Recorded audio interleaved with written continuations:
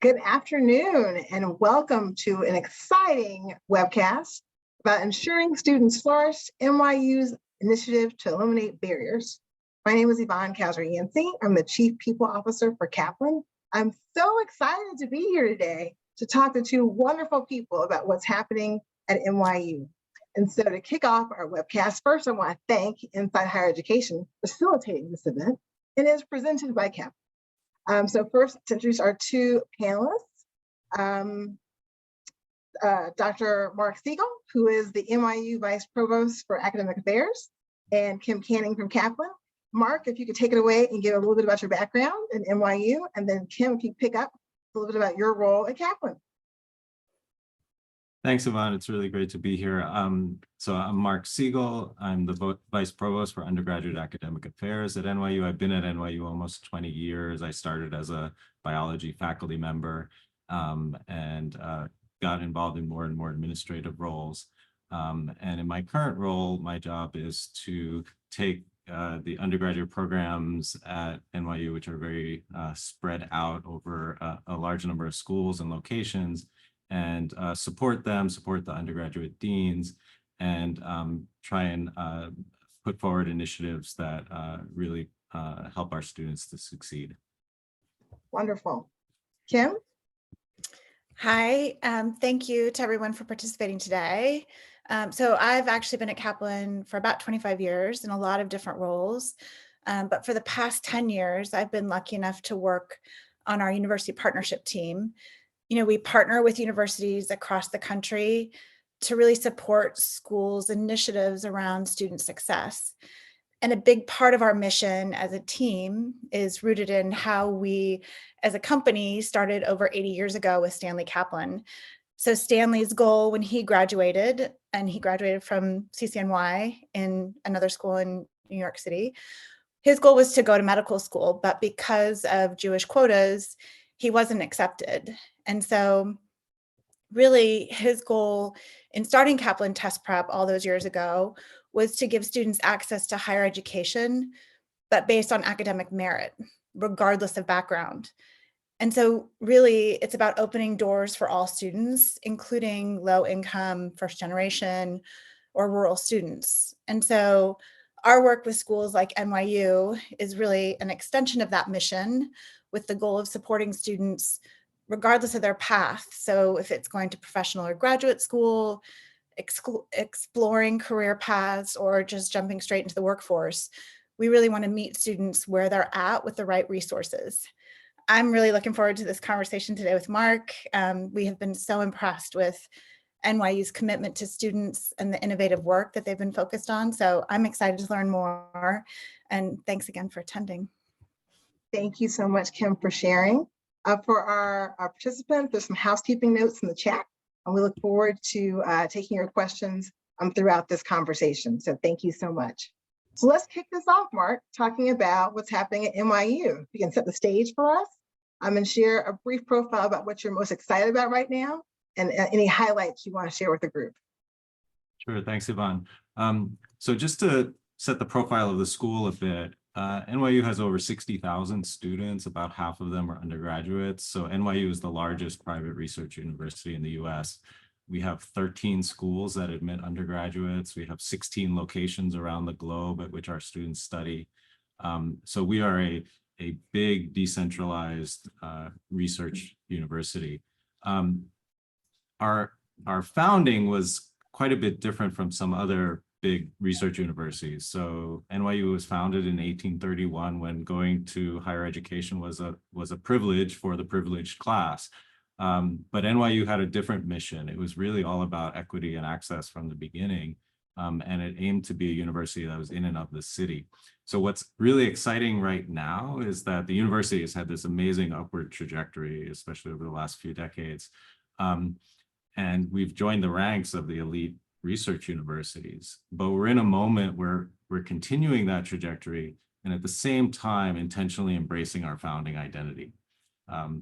President Linda Mills and Interim Provost Gigi Del Pico have laid out 4 strategic pathways to guide us forward. And the one that's most relevant to our discussion today is about flourishing. It's about building and sustaining a welcoming and supportive community in which students, faculty, and staff can flourish, and timely graduation is a top priority. So this brings me to another thing that I'm really excited about, which is that NYU's focus right now aligns with broader conversations about higher ed, particularly at research universities. I'm carrying my Bible right now. This is the Boyer 2030 report. I'll try and make sure it's in focus. Yeah. It's hard to do. Okay, trust me, it's the Boyer 2030 report. Perfect. Commissioned by the wonderful Association for Undergraduate Education at Research Universities, URU. The challenge for research universities right now is to simultaneously promote academic excellence and equity, because as the report compellingly argues, you can't have one without the other. So this is a really exciting moment, not just at NYU, but I think across higher education, that this focus is really what everyone's talking about. Absolutely. I think the discussion around equity is front and center for so many of us. And frankly, I really appreciate that Kaplan and NYU share that as a core value for our founding principles. And you mentioned in the pathway, in terms of your highlights, one of the key pathways was flourishing. So could you expand upon that a bit? And building a community where students can flourish, what does that look like? What does that mean? Yeah, so I mean, this is a very multidimensional thing, right? Flourishing. And there are numerous ways we're approaching it. My role is in academics, so I'll focus there, but understanding that, there's a lot more going on than what I'm about to say. One key area we're focusing on is maybe surprisingly, maybe not surprisingly, teaching. One of my favorite provocations from the Boyer 2030 report asks, how will we ensure that our students, all of them, without exception, are educated using evidence-informed pedagogies in inclusive and empathy-based educational environments? Okay, so that's a real challenge for us, and we're trying to take up that challenge at NYU. One of the things we did this past year was to create an unapologetically named Teaching Quality Committee. And Provost DePico charged that committee with researching, reviewing, and recommending best practices to define, support, measure, and honor teaching excellence at NYU. So I co-chair this committee with our wonderful Assistant Vice Provost for Pedagogy, Anandi Nagarajan. And the committee has already done a lot of really great work to catalog what's happening at NYU already, and to identify gaps and opportunities. In this extremely decentralized university, this is crucial, right? It's crucial that we take stock of what we're already doing, that we start sharing out successes. We treat this as an entrepreneurial thing, that there will be experiments out there. But if they happen in real isolation and they're not shared across the entire university, then a big part of their value is lost. So one big area is focusing quite squarely on teaching quality. Another key area is academic advising. So this work is led by our amazing Assistant Vice Provost for Academic Affairs, Sarah Beth Bailey, who's really taking charge of developing a shared university framework for academic advising. Now, individual schools have their own ways of operating. Some of our schools, academic advising is done by faculty. Other schools, academic advising is done by professional academic advising staff. We don't want to impose a central operational model for how advising should work in these schools, which have very different focuses. But there are things we do want to do, and Sarah Beth is really taking the lead in this. Develop professional development opportunities for advisors. This is part of flourishing too, that the people who are doing the work of promoting student flourishing need themselves to be able to flourish, right? Creating spaces where the advisors can come together across schools and find shared purpose and share their best practices with each other and learn from each other. Develop common onboarding resources for new advisors. There are some aspects of advising that are common, and those should be part of the sort of startup moment of every academic advisor. All of these projects depend on having a shared framework, shared vision of what good academic advising means. And that shared goes beyond NYU. I feel like a bunch of academic advisors come together from every university in the country and come to some shared understanding. But some of it is NYU specific and it's school specific. NYU is extremely global, right? If our academic advisors at NYU can't impart to students how to best take advantage of the opportunities that this global university provides, then we're not doing our job setting up our advisors for success and therefore our students for success. So this shared framework allows these very diverse ways of doing advising to align to a common purpose. And I'm really excited about that work. And if you'll allow me to share a third area, we talk a lot in this industry about high impact practices for student success, right? The transformative experiences that students can have that really influence their academic journey and set them up for success later in life. We've been putting a lot of energy into what I call the high impact practice that's at the center of the identity of a research university, and that is undergraduates doing research. Yes. So we have a wonderful new director of undergraduate research for the university, a central position, Ethan Youngerman, and he is working tirelessly to help faculty create opportunities for undergraduate research, to help students navigate to those opportunities, to prepare for those opportunities, to benefit from those opportunities. And I think one of the things that's important to realize is that there are some places in the university that have had a long tradition of undergraduates doing research. So I'm a biologist. For a long time, undergraduates in biology have been in labs. Right. Okay? But there are other pockets of the university where that's not true, okay? Where there's not a tradition of undergraduates being involved in scholarly production. And so we're really excited about expanding opportunities into those less traditional fields. So this year, Ethan launched two new university-wide conferences for undergraduates. One is an undergraduate arts-based research conference. We have a phenomenal arts school, and we have other schools where students are doing artistic production. And so bringing the undergraduates around scholarly production in the arts broadly is really important. And the other is undergraduate applied and social impact research. Okay, so we have undergraduates in our School of Social Work, for example, and various other schools where students are doing really impact-driven work.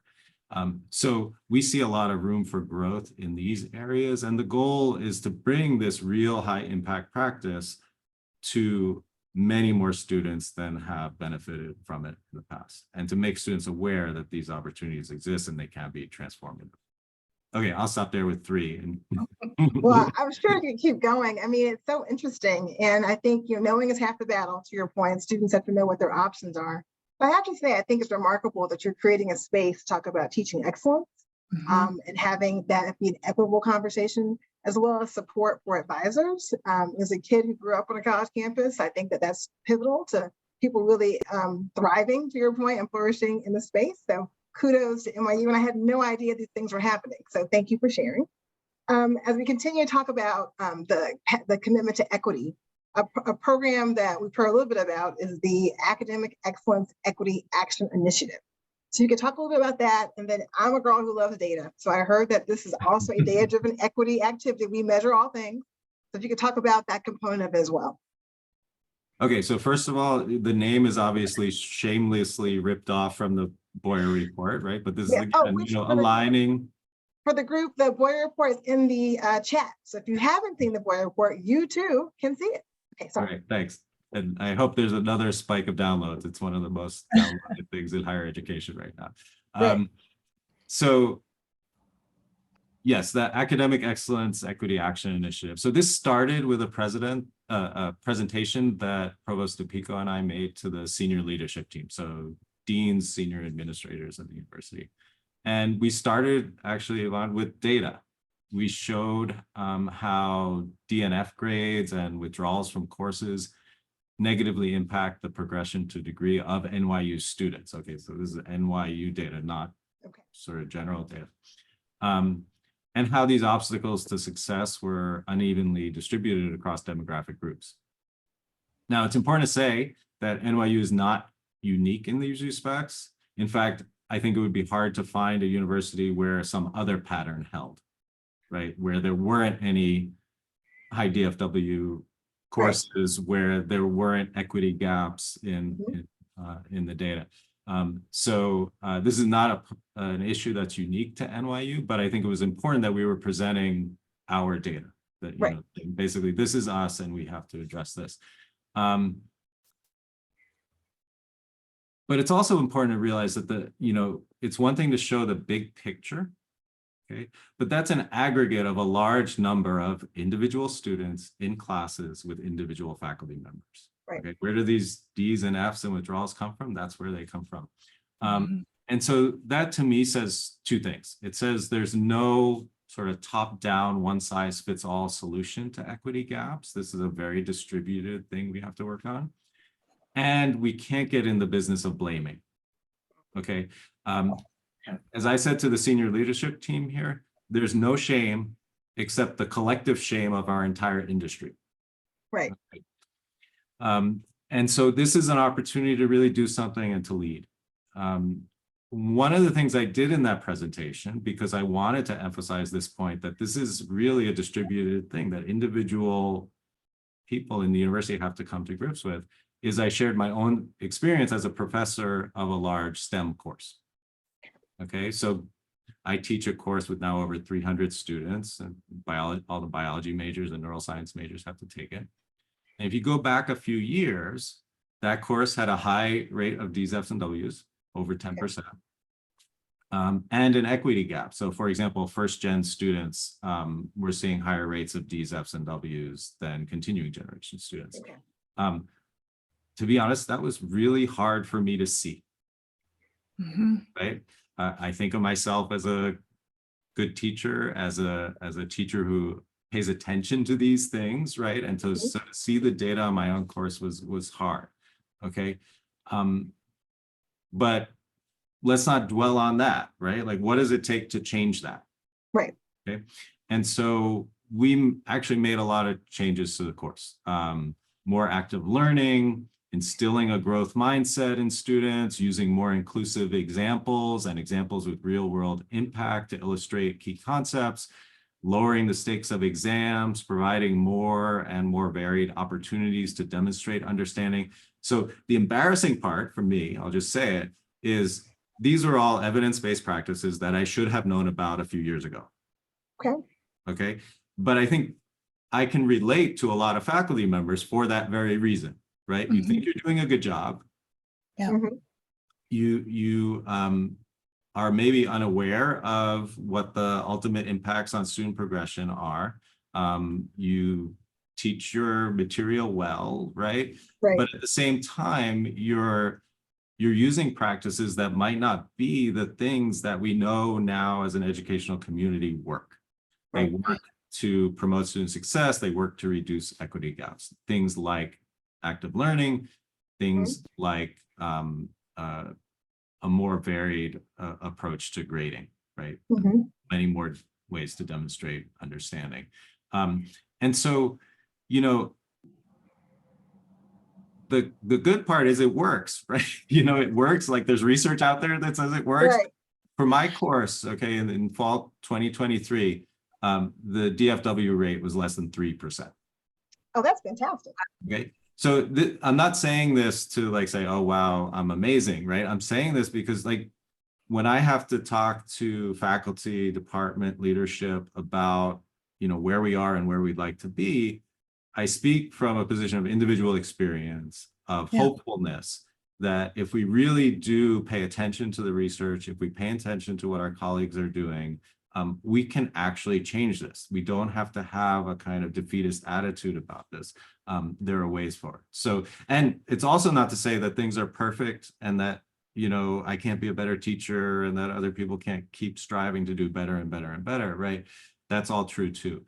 But I think we have to celebrate the incremental successes and share them and convince each other that this work can happen and should happen more broadly. I think that's fantastic. Yeah, I find the things we measure are the things we care about. And to your point, there's evidence-based data that tells us how we can improve these things. So it's wonderful you all have been able to execute against that, and particularly for your own individual experience. I'm sure it's helpful as you talk to other professors on campus and throughout the other entities of NYU. So that's fantastic. Yeah, I also think just as a leader, like, walking through that type of experience and being able to share it, that type of impact on an organization, I'm sure at an institution, that goes a long way. I'm 100%. So it's really great to hear. It's totally impressive. Another hot topic though for students and for employers is career readiness. And it's a big conversation. A lot of people have a real gap between their idea of what ready looks like and what ready actually looks like. And so how are you infusing career readiness into the student experience, and what kind of things is NYU doing to make sure that your graduates show up in the workplace and in graduate school and other places effectively? Yeah, I think there are a bunch of answers to this question, right? One place to start, I think, is what you said, that a lot of this work in student success is really individual to individual. There's a lot of sort of on the ground conversations with faculty, advising moments with students. All the work of student success is very localized, right? And so collectively, we wanted to have an impact, but a lot of the work is very localized. And there's very little we can do because of that. There's very little we can do to have a big impact instantly across the entire student body, right? Because it is this sort of, work on the ground in all these locations. But I do want to say that this is why the All Access program is a game changer, right? Because we could actually flip a switch and say, here, NYU students, you have access now to the leading test prep courses for these professions and career goals you have, right? And so for me, like, this was important, right? Because I do every day we're doing this work of like, okay, one more conversation, one more one more convert to the cause kind of thing, right? And at the same time, there's a frustration that comes from, there's an excitement that comes from that, but there's also a frustration of like, okay, this is slow, painstaking work, right? And so the ability to do something right away that we knew our students would value and would value sort of across the student body was huge for us. And so I think it's important to think about career readiness in multiple frames. So one frame is the sort of getting to professional goals frame, right? There are other frames, like a lot of skills that we want our students to have no matter what career path they're entering, because we know they'll be valuable, especially if they have to pivot at some later point as careers change to things we can't even imagine right now. But for impact now, part of that journey is saying at the end of the college experience, like, I am stepping onto a really great path. And we know how many students are choosing professional paths, right?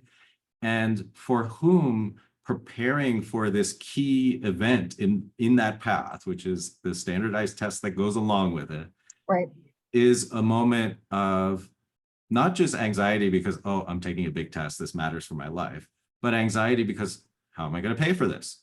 Right. Am I going to pay for this? And, the response has been amazing. We get emails from students where, like, you literally could feel the emotion in it, right? They raise it when you've sent them forward. It raises the hair on my arms, and maybe I cry a little bit too, because it is really, it kind of goes back to what you were saying. It's a big impact, but the individual effect is also there in such a big way when you read those emails.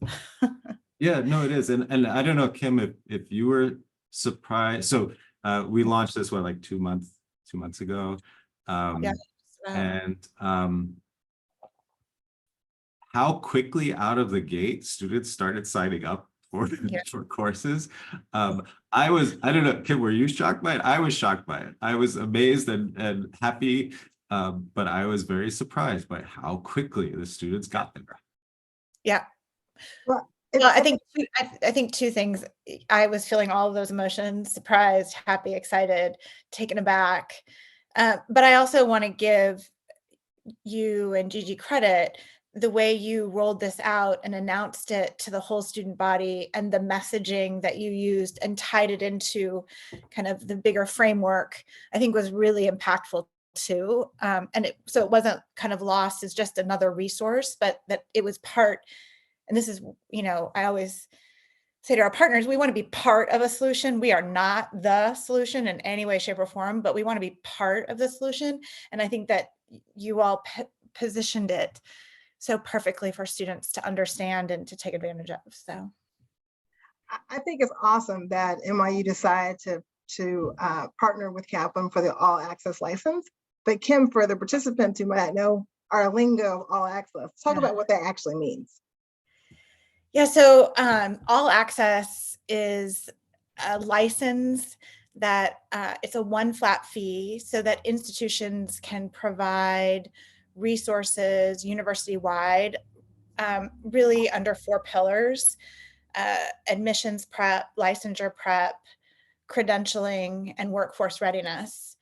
And so the idea is that really institutions can broaden access to this, as we're talking about, this robust set of tools that can meet students where there might have been obstacles, whether it was from just knowing about these resources, affording these resources, understanding how these resources fit into the bigger picture, but really moving that cost away from the students and opening access to the resources that get students to the next step in whatever path that they're going down. Wonderful. And so we turned it on, as you say, Mark, kind of put the switch in February, and we've had really a remarkable response on the individual level and the scale. Kim, can you talk a little bit about the impact so far in terms of the ease of people being able to engage? Yeah, so the way students can engage with this is through a portal that has the resources that the school has defined. In this case, for NYU, we started with a focus on GRE, GMAT, LSAT, MCAT, and fundamentals of engineering. And so those are all in a portal that students can access and sign up on their own. I think that was from an ease of use perspective. I think going back to what Mark said, we flipped a switch, and because we didn't have to use NYU resources at a big scale or, coordinate a whole lot across the university, we could literally send out a link to students, which is what Mark and Gigi did. They could access it right away. And so it's been 2 months, right? Yeah, 2 months. Yeah. We've had almost 1,300 students individual students enroll. And really that's across probably, I think, close to 1,700 courses. So it has been a big number very quickly. That is super exciting for us and the school. Absolutely. I think it's fantastic. And it's also timely. It's that season when you're thinking about applications and process and next steps as you get to graduation and things, or if you're a junior, you're thinking about what you're going to do their senior year. So I think it's fantastic. Mark, as you think about where we're going 5 years from now, I hesitate to say 5 years. I feel like education is going to change a lot in like 2 years. But as you think about where we're headed in higher education, what do you think is the biggest opportunity for student success? I think in light of what you shared already about what NYU is focused on, what do you hope that those initiatives like the faculty excellence and the open access, the all access package and things like that, what do you think that's going to do to help you all move forward in terms of student success? Yeah, that's a great question. I think, one of the things that I see as really important and that I'm excited is happening at NYU is collaboration across units. So others at big research universities probably notice this as well, that there's siloing of activities, right? So academic affairs is separate from this thing we call student success, from this thing we call, student affairs, right? And so I think a really big development at NYU that I think will carry us forward for these next few years, and that I think is the opportunity, is bringing together of leadership around these issues, right? So we have what's called a Student Flourishing Leadership Collaborative. So that's led by Senior Vice President for Global Enrollment Management and Student Success, MJ Noel-Finn, Senior Vice President for University Life, Jason Pina, Vice President of Student Success, Georgette Edmondson-Wright, Counselor to the President, Christy Patton, and me, right? And so we are intentionally saying there are no silos here. We are working together on this, okay? Because the work is so multidimensional, it requires that kind of collaboration between student success, academic affairs, student affairs.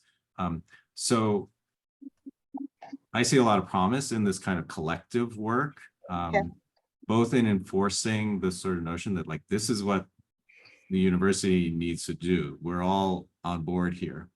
And also in just sort of as the convening power of that leadership group, right? So we've already had 2 really great retreats, one led by MJ and Georgette's teams, and one led by Jason's team, where we brought together school leadership, so deans and their key leaders in those schools, around topics related to retention and graduation, related to belonging and sense of academic identity. And these have been really impactful events. It's been great to see everyone coming together, taking basically a full day out of their schedule to focus on this, to share with each other, to be honest about challenges and gaps, and to really learn from each other and try to make plans to work on these issues. So that to me is where we're going, right? I think another way to put it is if we don't go in that direction, we're not going anywhere, right? We need to collaborate. We need it to be an all hands on deck moment to achieve student success goals. And I'm optimistic about it because of the collaboration I've already seen. Well, I think that sounds fantastic. We've had a great conversation so far, but we do have some questions that come in through the Q&A, so just feel free to keep populating. We are checking them out. I'm going to start with a question from Olivia Smith, who works at a rural community college in Missouri that's attempting to address equity barriers specifically. And Olivia's got a couple of questions. Olivia, I'm going to come back to the rest of them. We'll start at the beginning because we got some others too.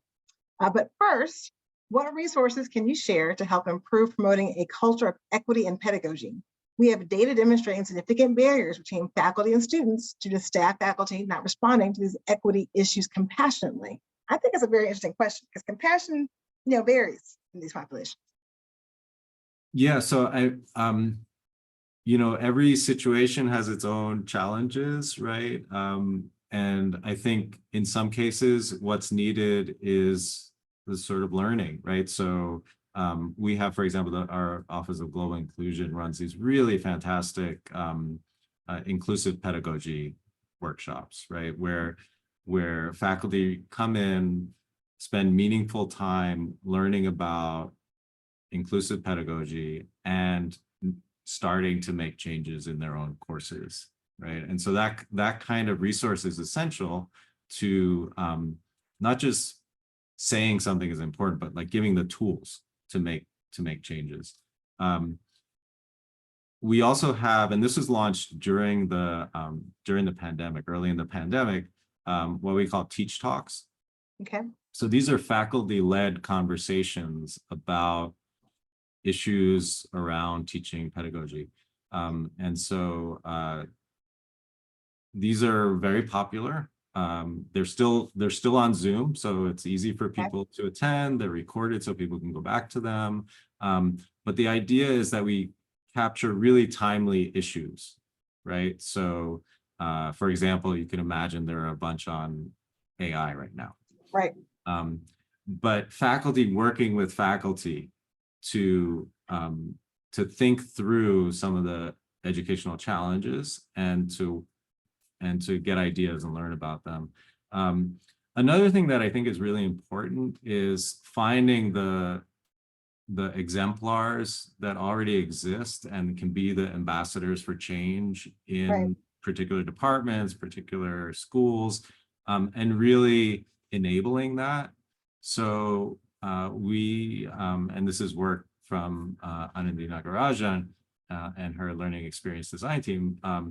There was a desire in the School of Nursing to make observations of teaching more meaningful, to make peer-to-peer feedback on teaching valuable. And so Anandi and her team worked with faculty in nursing really intensively to develop a sort of real rigorous framework for doing that, and for doing it in a supportive and meaningful way.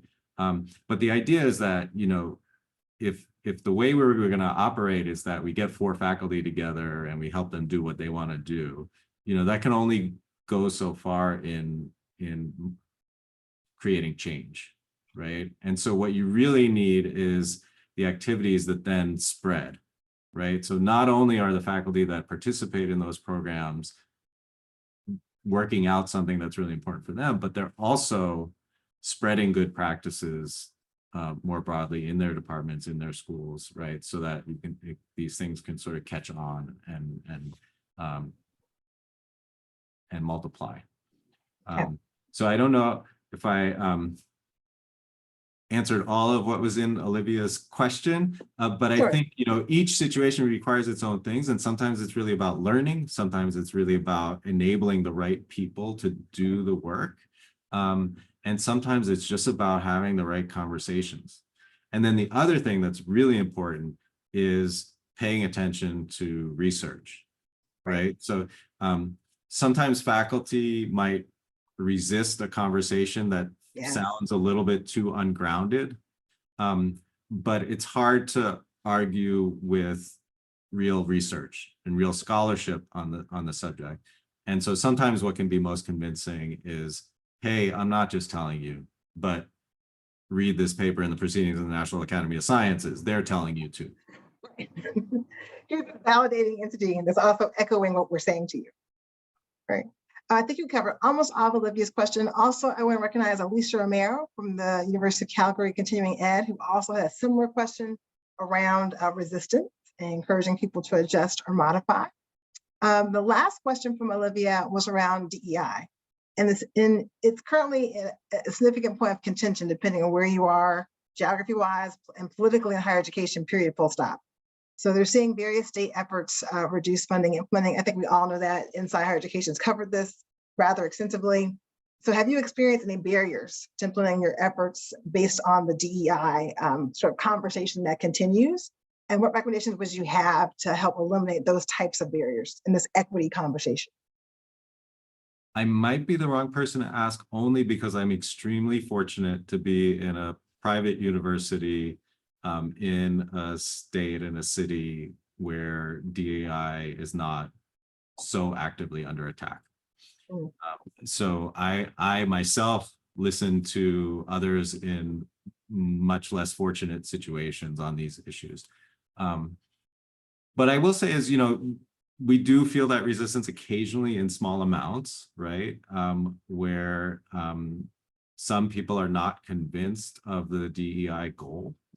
Right.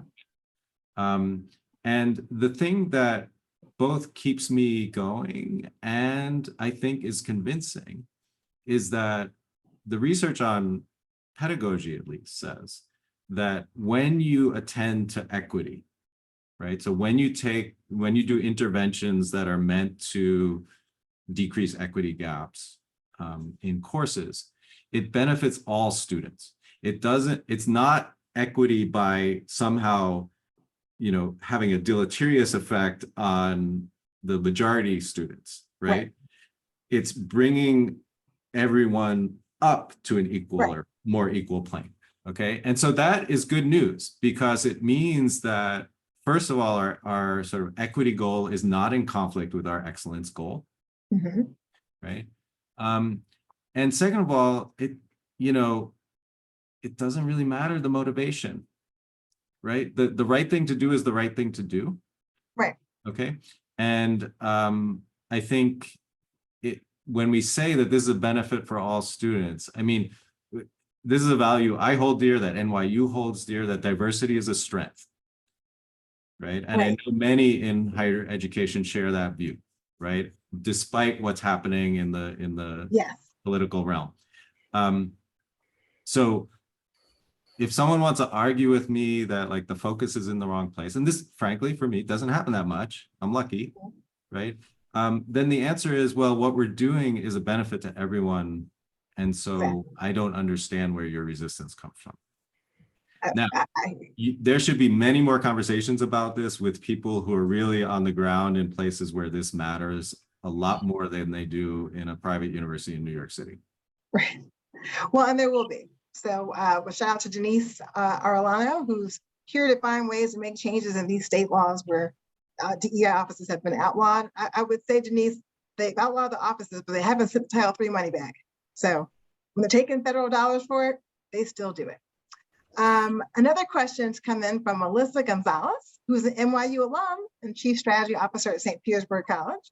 What are your findings on creating career pathways early in the student experience? And how do you integrate business and industry?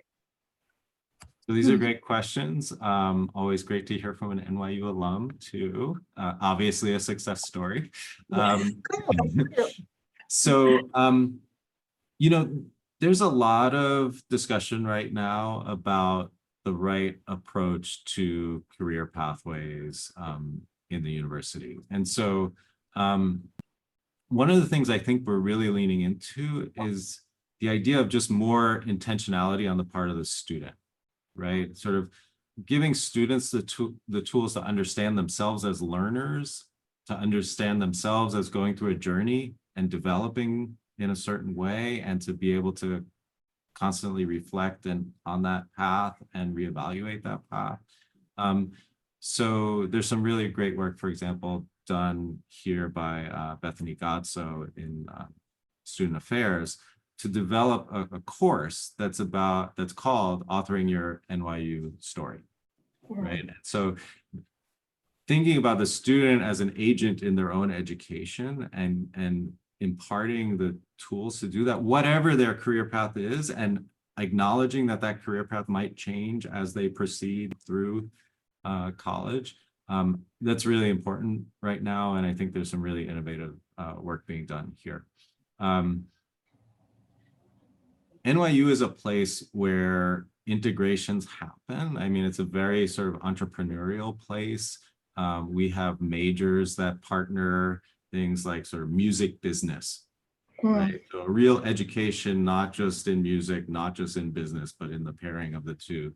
So I think at the curricular level, there are people at NYU thinking a lot about how career pathways work with a broad-based education and leveraging the strengths of NYU, a really amazing business school, a really amazing school of the arts. These should have curricular ties to each other, right? So that kind of thing is happening. The other thing I've been really struck by recently, and Yvonne, you can let me know if this is going off in a tangent here, but if you ask students, right, when we survey students about the things they've learned, so say seniors, right? Have you developed critical thinking skills? Yes. Have you had opportunities to work in teams towards shared goals? Yes. Have you had a global educational experience? Have you had internships or other experiential learning? Yes. Have you gained career readiness? No. Right? And so despite the fact that what employers look for is all those things that were the yeses, right? Students still have this kind of view of career readiness that's different from actually what employers have. Right. And so part of the education, I think, is yes, saying, there are some specific career skills and things you do to really prepare yourself for a particular pathway. And we should provide that as part of the education. But also somehow imparting to students that the rest of the education is also career readiness, right? And also seeing it through that lens ourselves to make sure we're actually delivering on those things. I mean, I think that's part of it too. And so I don't know if that was a tangent or an actual answer to Melissa. I'm sorry, Melissa, if that wasn't an actual answer to your question. I think it's an actual answer. I think it's important as an employer, Kaplan, we hire people to work with us. We want all those things you articulate. That's part of, the key competencies in our selection. So I think it's spot on.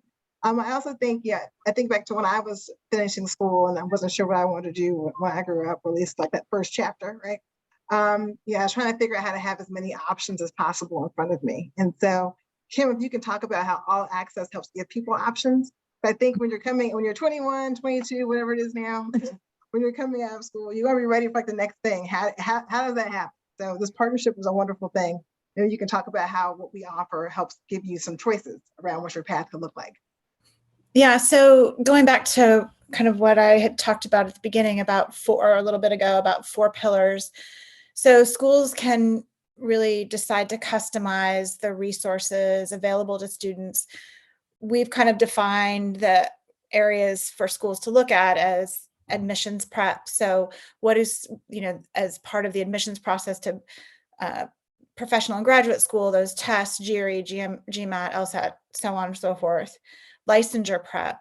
So, one of the big conversations across the country is the gap in the nursing workforce, allied health.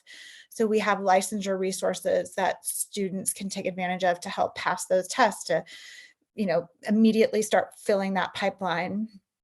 Credentialing. So different credentials that students can have on their resume that make them more employable from day one of graduation to get into certain career paths. And then workforce readiness. So, some of it, like Mark said, when you were saying students can articulate, I'm doing this and this and this, but they can't make the jump to that being part of what they need to be ready for to be in the workforce. Some of our courses can help them also make those connections about what it means to be ready and help them articulate not only in their resume, but, in interviews and in their first, days, months, weeks, years into a career. So really the idea, and I think this goes back a little bit to, maybe I'll go on a little bit of a tangent here, some of the questions around DE&I. The goal, obviously, as I said at the beginning, we have a deep tie to equity and access.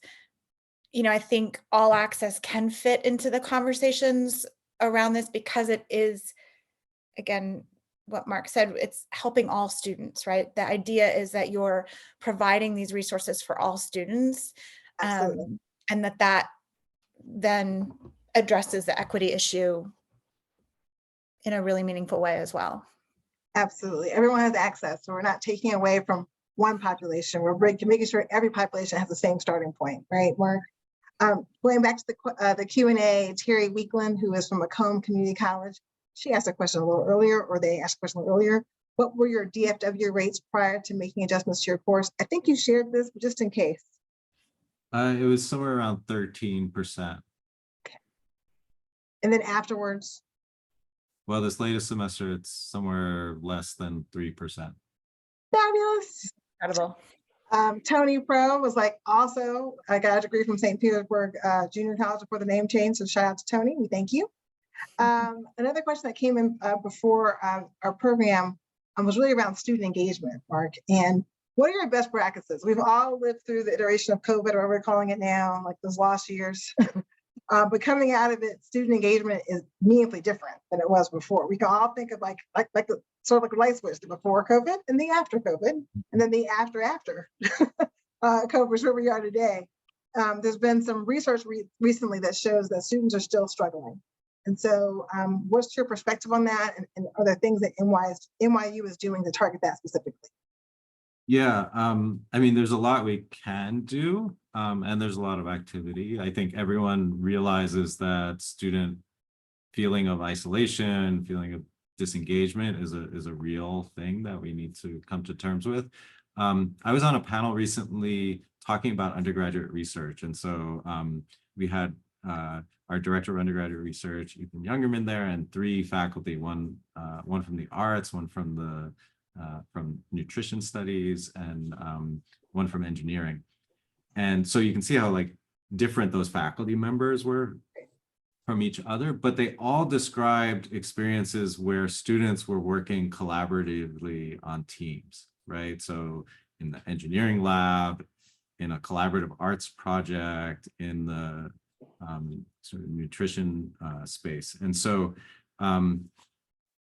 it sort of hit me then that despite these differences, this particular high impact practice is giving not only a potentially transformative relationship with a mentor and with a sort of welcoming into a discipline in a deep sense, in the sense of scholarly production, but also is a form of fighting against disengagement, right? Because the activity is so collective, right? And I tell this about, science, tell students about this about science all the time. Is like, there's this image of this like lonely scientist toiling away in the lab. I don't know where it comes from, maybe Hollywood, but it's so not true. Science is a social activity, right? And I think one of the things students gain from being in a lab or being in one of these other research settings is being part of a collective, right? Being part of this group that cares about you, that is interesting to you, and that shows you these different stages of progression in a field, right? Because in a lab, for instance, you're an undergraduate, you have graduate students, you have postdocs, you have faculty member, right? You see the progression laid out in front of you, okay? And so there's a strong mentoring ladder there. There's a strong sense of shared purpose there. And I think it's activities like this that we should think about not only as sort of individually transformative if a student does engage with them, but as an important form of reinforcing engagement. Right. Right. And similarly, residential experiences are super critical, right? We have at NYU faculty fellows in residence in our undergraduate dorms. They do programming with students. They just meet students socially, which is super important too. And so these kind of the sort of living, learning community aspect of it is really crucial too. And it's always a challenge, the engaged students are the engaged students, and the disengaged students are the hard ones to identify and the hard ones to reach and the hard ones to get to come to things. Okay. But this is where the effort has to be, right? That it's, where you study, where you live, where you gain experience in your field. It's all about engagement. And I hope we see this trend turn around. I have kids who are, younger than college. I really hope we see this turn around. I think we will. I know as an employer, we also are challenged around engagement and what's changed in our workplace. And so it's really important the work that you're doing and creating community, I think, is ultimately what you're trying to do in these spaces people are in. So for the participants, we're at 2:53. We're going to stop at 3 o'clock. So this is your last opportunity to submit a question. I've got another question for you though already. Leaders in higher education tend to spend a lot of time talking about enrollment, retention, persistence, and then graduation rates and all the things. How does what happens after graduation fit into your larger strategic plan? Because ultimately the point is people to graduate, and then they become alumni, like Melissa. So how does that impact the next thing for NYU and how you plan for that? Yeah. So ultimately, this is what flourishing is about, right? It's not just flourishing during your time in college. It's about setting yourself on a path to thrive in the future, right? And so we can't talk about them separately, right? Retention and graduation, yes, we have to think about that as the time when the student is there. But, one solution to retention and graduation problems is to give everyone an A. But that's not actually, serving students. Yes. Right? It's not delivering the education. It's not setting them up for future success if we're if we're doing that, right? And so we have to think about not just how we make the environment in college one that supports thriving, but but that the purpose of college is to support thriving, right? And so one of the things I love about NYU is how diverse the career goals are of our students, right? You know, we have these 13 schools that admit undergraduates, and then they go off and do these amazing things in multiple fields. And so professional preparation is a huge piece of that, right? This is why All Access is a real huge impact on our campus right now. But it's also, as I said, important to consider the sort of lasting skills and perspectives that students gain that allow them to pivot when careers change. This is not an either or, this is a both and, right? We need to attend to the immediate goals of our students. We know they have these goals. When we flipped the switch and the portal opened and hundreds of students started signing up, that tells us something really powerful, which is that they need this, right? And they see this as an extreme value, right?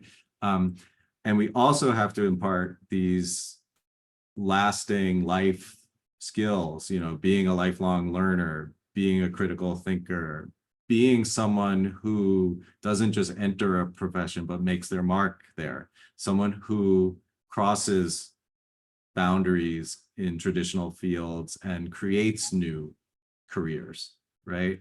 And so it all has to happen together. In the ideal world, it happens together, that college is for thriving, right? And I think this is what President Mills and Provost DeBico recognized, right? That this is all the same thing. And we have to recommit ourselves to making college that experience that leads students to whatever, right? You know, we want students to define their own success and achieve that success. Right. I think that's fantastic. You know, Kim, as we think about the All Access initiative we have with NYU and other institutions, and the fact that, you know, anyone can sign up for whatever testing they want to participate in, perhaps you can share your thoughts around how that can fit into people's long-term strategic plan. You can take the like I applied to, I have an MBA, I did the GMAT and the LSAT, thought I was going to law school, but I didn't go. I took a GRE. I mean, I did all the things. And so talk about how you know, our role of Kaplan in supporting and partnering with NYU can help people define their long-term plan. So I think, as I mentioned before, you know, we really want to be a part of that solution, right? And so, you know, as we had this discussion today, I continue to have kind of the mental image of just obstacles. What are the obstacles that a school can eliminate for students? And I think, you know, as Mark just said, we flipped the switch. This was clearly an obstacle, right? And again, NYU chose to focus on standardized tests to start with. And so I think when we have conversations with universities across the country, we want to have a conversation about what's important. Where are the challenges for a school? Where are the opportunities? What do they see as those obstacles for students? And is there a priority among those 4 pillars that I, you know, shared earlier: standardized test prep, licensure prep, workforce readiness, career readiness, credentialing?